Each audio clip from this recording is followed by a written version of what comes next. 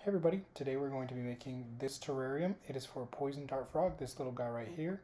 He's species dendrobates auratus. They're a shy species, but after a while they warm up to you, and I think their coloring is really cool. So the tank I'm using here is an Exo Terra. It's a 12 by 12 by 12, so it's kind of a small tank, but it's a good size for just one dart frog, and he's still a baby, so I'll upgrade him as he gets older. I started out just by placing my wood on the background. I'm using driftwood that I got off Amazon, and I'm sealing it in place with spray foam. The spray foam will expand, creates a solid background for the back and sides of the tank, and it will hold the driftwood in place, which is super nifty. And once everything is covered in spray foam, I can actually cut it down to the exact shape that I want. So that's really useful as well. You can pin things straight to the background. So I really like spray foam, but I would recommend black spray foam if you're going to do this, because with the white spray foam, any gaps stand out really obviously.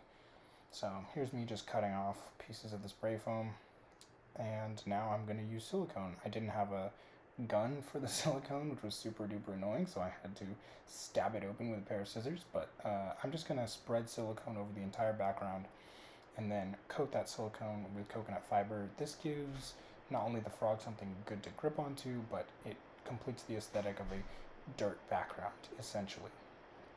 Silicone gives off some fumes though, so after I did this, I let the tank sit for a couple weeks, and you should basically let the tank sit until it doesn't smell like glue on the inside anymore, because dart frogs are very sensitive. They can absorb chemicals through their skin, so you just want to be very, very careful with them and make sure you give it enough time for the silicone to completely cure. Here I'm just sprinkling the coconut fiber on top of the silicone, patting it down so I make sure that it sticks to the background, and you can see it's just giving a dirted look to the walls of the tank. I'm going to do this to every single open bit. I'm not worrying too much if there's a little bit I miss, because I'm going to fill it in with moss later. So I just want the general look to be a dirt wall, and here's how that turned out. Next up, I'm going to add the substrate. First, I'm putting a little cup in the background. This is going to be a pool. Dendrobates auratus like it very, very humid, and if they have a pool, they can self-regulate their humidity on their skin by going for dips in the pool, so it could be nice for them. Filling in clay pebbles, so there's just a layer for the water to sit in, and covering it with mesh so that the substrate I put on top of the clay pebbles doesn't fall down and mix in with the clay pebbles. I'm using sphagnum moss. It holds water really well, retains moisture for the plants and the scape, so that it can all hold water and it evaporates and stays very moist, because obviously dart frogs like a very high moisture environment. This is aqua soil I'm adding right now. It's an inert aquarium soil that will not mold, so super great for humid tanks like this. It still contains nutrients for plants and stuff like that. I'm stuffing cracks in the background with aqua soil so that moss can stick to it and stay wet. The moss I'm going to pin to the background with staples or pins, and I can pin it straight to the styrofoam to start off, and then as it grows it'll kind of fill in. Now I'm planting the ferns. I'm using Trident's ferns. They're called trident ferns because their leaves grow in bunches of 3.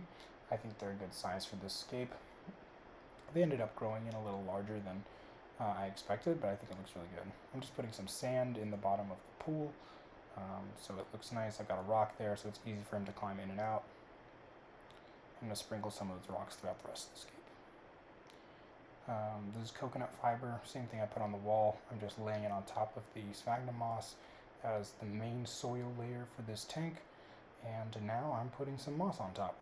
I think the moss looks really good. It retains moisture, and it gives something for the frog to walk on. Here he is in his tank for the first time. He's only 2 months old here, so just a baby. Tank looks huge around him, but he's going to grow a lot. And here he is eating some fruit flies. I also feed him springtails, but I mostly feed him fruit flies. And here is the tank 8 months later. I think it looks really good. I'm really happy with how the moss has grown in. It's covered a lot of the sticks and most of the background. The ferns have gotten quite large, and I really like the cover they provide. The frog likes to hide a lot. He has a lot of hiding places, which makes him feel very secure. He's about doubled in size, so he's doing really well. He's very healthy. He's eating a lot. Here's him in his little pond. You can see that I added a couple aquatic plants in there, and they're growing in really well. So all in all, very happy with this build, and looking forward to doing more stuff with frogs in the future. If you guys want to see any more of dart frogs or their habitats, setups, things I recommend, let me know.